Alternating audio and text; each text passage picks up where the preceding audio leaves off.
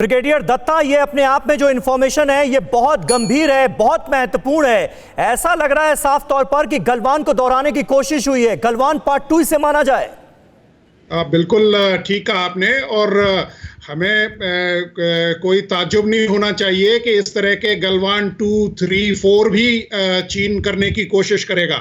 देखिए, उसके लिए ये इलाका बहुत अहम है और जिस तरह की जियोपॉलिटिकल स्थिति में चीन अब आ चुका है, वो पाकिस्तान के साथ मिलके इस एरिया पे भारत पे दबाव बना के रखेगा। देखिए, दूसरा जो गालवन हाइट्स हैं या जो आपका डीबीओ जो एरिया है, वो इसलिए भी इम्पोर्टेंट हो जाता है क्योंकि वो चीन ये चाहता है कि अगर उसका वर्चस्व इन एरियाज में हो जाए तो वो जो आपका काराकोरम हाईवे है उसको शक्सगाम वैली को कनेक्ट कर सकता है।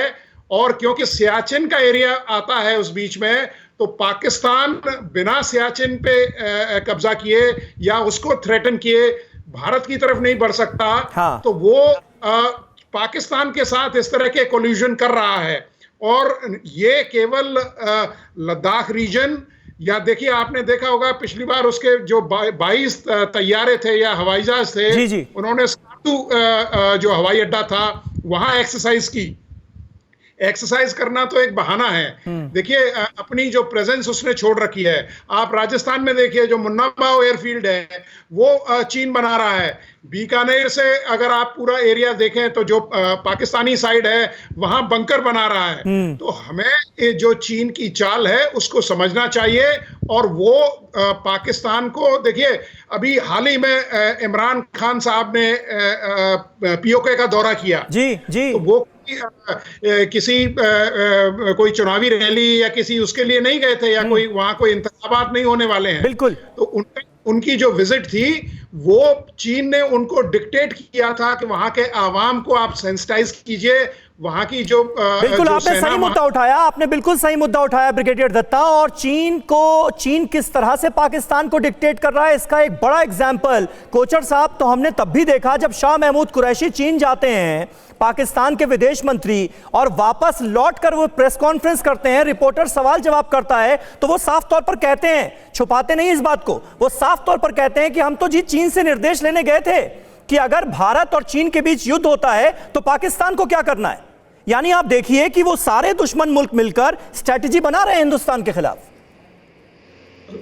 समीर जी, आपके चैनल में ही 4-5 दिन पहले ये इंफॉर्मेशन आई थी कि पाकिस्तान टेररिस्ट को घुसपैठ करने के लिए तैयारी कर रहा है जी।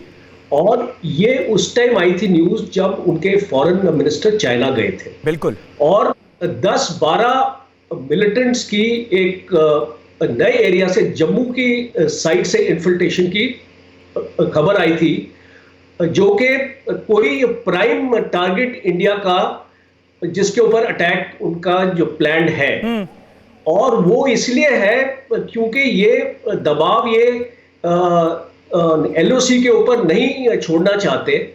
और 3-4 दिन से लगातार एलएसी के ऊपर फायरिंग हो रही है और हमारे सिविलियन एरियाज के ऊपर फायरिंग हो रही है। तो आप ये सारे इंडिकेटर्स को देखें। और मैं आपकी नजर एक चीज पे और मैं ले जाना चाहता हूं, हमारी जो मैरीटाइम बाउंड्रीज हैं जी, अभी उनको भी थ्रेटन किया जा रहा है। अगर आप इसको देखें, चीन कोलंबो में हबन टोटा पोर्ट पे अपना पूरा कब्जा कर रहा है। बांग्लादेश में चिटागोंग पोर्ट पे ऑलरेडी जो वहां पे जो इंफ्रास्ट्रक्चर डेवलपमेंट ये बांग्लादेश गवर्नमेंट की मदद हो रही है। ग्वादर पोर्ट पे ऑलरेडी चीन वहां पे पहुंच चुका है। और चाहबार में भी उसने ईरान गवर्नमेंट के साथ ये समझौता अपना किया है इसको वहां पे इंफ्रास्ट्रक्चर डेवलपमेंट करने का। तो इसका इरादा क्या है? इसका इरादा है कि इंडिया को इसको लैंड बॉर्डर से ही थ्रेटन नहीं किया जा सकता, उसको उसके मैरीटाइम बाउंड्री से भी थ्रेटन करना उसकी स्ट्रैटेजी में शामिल है।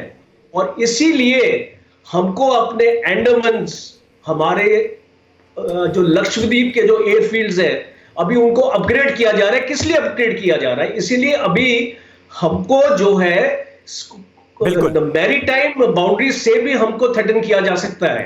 और साउथ चाइना सी और स्ट्रेट ऑफ मलक्का से होते हुए अंदर चीन इंडियन ओशन में आ सकता है, क्योंकि उसने बेसिस ऑलरेडी इसको बना लिए हैं पाकिस्तान में, बांग्लादेश में, बिल्कुल श्रीलंका ये सारी स्थितियां ये बता रही हैं कि आने वाले वक्त में हालात और गंभीर होने जा रहे हैं। फिक्र आपकी, सोमवार से शुक्रवार रात 9 बजे सिर्फ TV9 भारतवर्ष पर।